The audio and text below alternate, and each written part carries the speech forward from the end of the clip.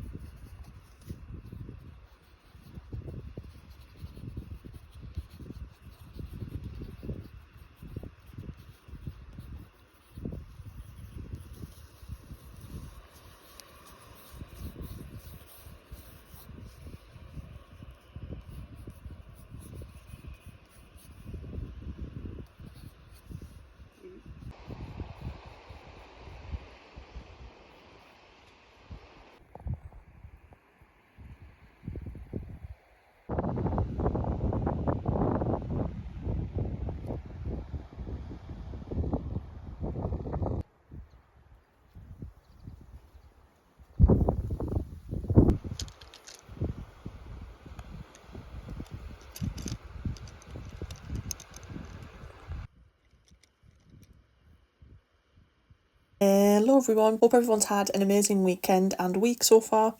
This week I went plein air painting around Easington Colliery, where you can walk alongside the coastal line towards Crumdon Beach, which me and my family have been to many times, and it's very beautiful and not far away from me. The weather this day was absolutely amazing. It was about 26 degrees and it was an absolute sweltering day where water was definitely needed alongside caps and sunglasses. However, when you're a glasses wearer who has run out of contact lenses, these are the days where you just have to cry and accept that you can't wear sunglasses, and it's just so upsetting. Oh.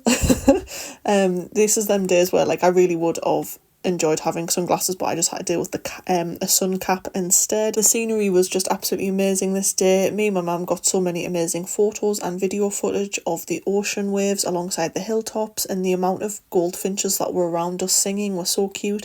I managed to capture a little footage of one of them before scaring it off as we walked past where it was perched.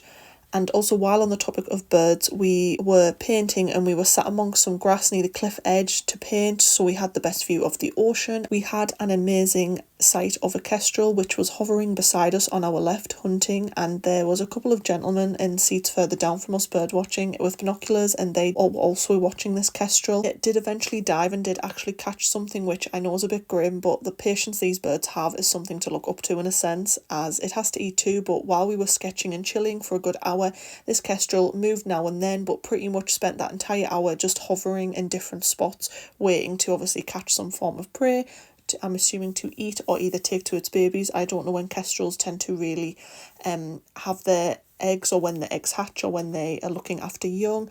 But it was just a really amazing sight, and once again I did get some video footage of this. You might not be able to see it perfectly, but I did add it in, which I will put some text on so you know which video footage I am talking about. But I only recorded with my phone, so it wasn't the most close-up view of it, but hopefully you can spot either Mr. or Mrs. Kestrel, whichever it is. I don't know whether it's a girl or a boy. It looked like a little girl, but who knows. My tripod has been acting up for a while now, and I need to get a new one, as it has been on many adventures over the years with me painting, and it is officially broke now, so I do apologise. Other than the scenery and the ambience, there isn't much footage of me painting outside. If you guys saw my dough and plein air painting video from last week, I had the same tripod issues. I have yet to get around to purchasing a new one.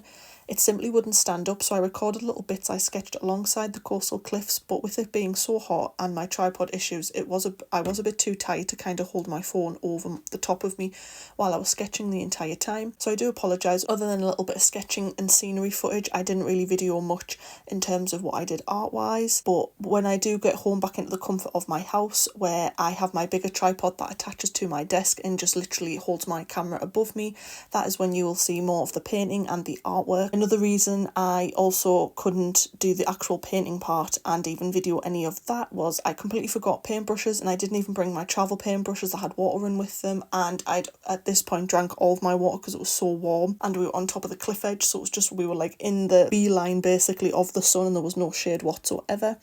So I got really burnt this day. My arms were absolutely scorched when I got home.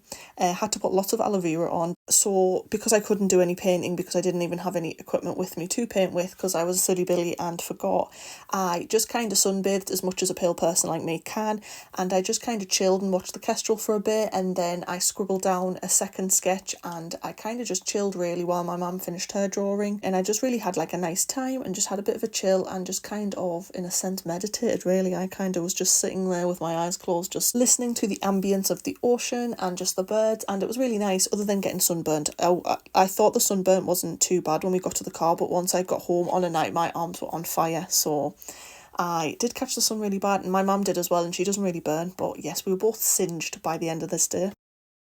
Once I got home, I went in with some watercolour palette that I haven't used for a while. It is a big goal of mine this year to try and use up products I already own and don't either use or get out very often before buying any more art materials. I know most people, when they watch videos, they do love a good art haul or an art review, but I've got so many art materials, and when I really think about it, there are so many that I don't get around to using all the time. So I'm going to really try this year, and for the upcoming years, really try to use my art materials that I have and try and even finish some of them, hopefully, especially when it comes to paint palettes, because then I can treat myself to new ones and we can keep the cycle like that going. But I completely forgot I had this art palette, and it is the Dale & Rowney Aquafine travel set.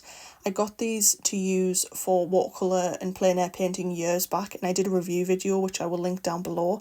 I did use this for the backwash of watercolour for both my sketches I did at the Easington Colliery coastal cliff edges. Like I said before as well, I will link it down below. This review I did was, I think, a good couple of years ago. It might even be 2 or 3 years ago, but I'll still link it down below because you get to see the swatches properly and I guess my opinions of what they were like back then. But for the price, the Aquafine is quite affordable and is also easy to take with you. The pan size is quite bigger, but it is a thin palette, so it's easy to store. It gives you a lot of pan as well with the lid that you can use on the inside to mix your colours, and it has a metal loop on the bottom as well, like most outdoor travel pans have.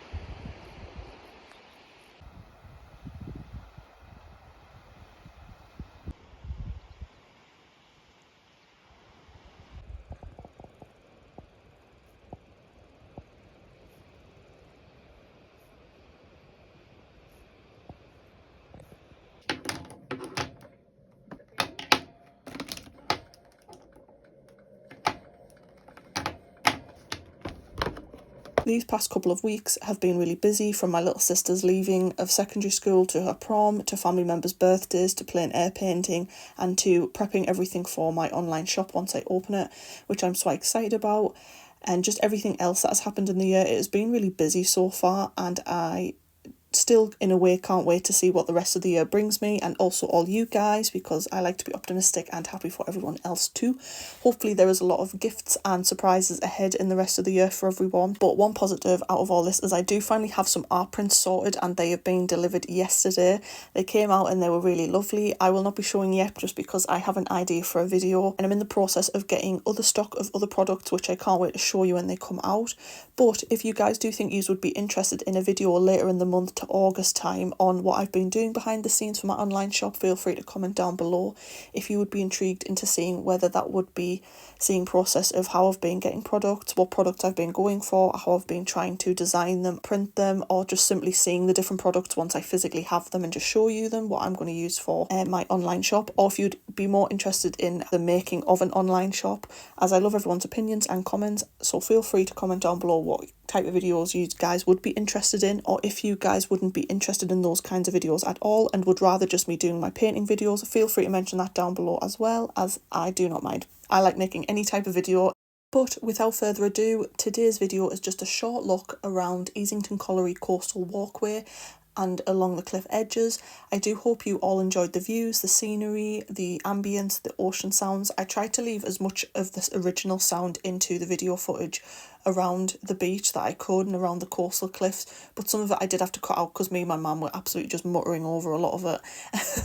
And even though we weren't really talking about much, I couldn't think of anything more boring than just hearing two people just gossip about random life stuff. So I cut that out. But I try to keep in like the bird noises and the ocean noises, so hopefully the ambience is still nice for you guys. At first I didn't think I was going to like how my sketches turned out once I added the painting to them. The second sketch was definitely my favourite, especially once I added some Posca markers to add some dot effect to depict flowers. And I also added some line work. It really did kind of give a pop of colour, and I kind of liked it, even though it was more of an abstract, loose kind of feel of a painting.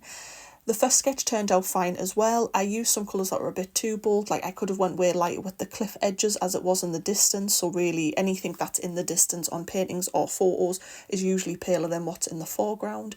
So I could have definitely made that lighter, and I could have definitely stopped with just two colours on the sky as well. And then the other thing was I ended up adding some grey Faber-Castell Gold Faber markers to the clouds, which I wish I just left them white, because on this day the clouds were so pristine and white and just really bright, and the sky was also like blue. I can't explain how vivid the sky looked this day, but yes, it was very vivid. So they were the only things that I would kind of change.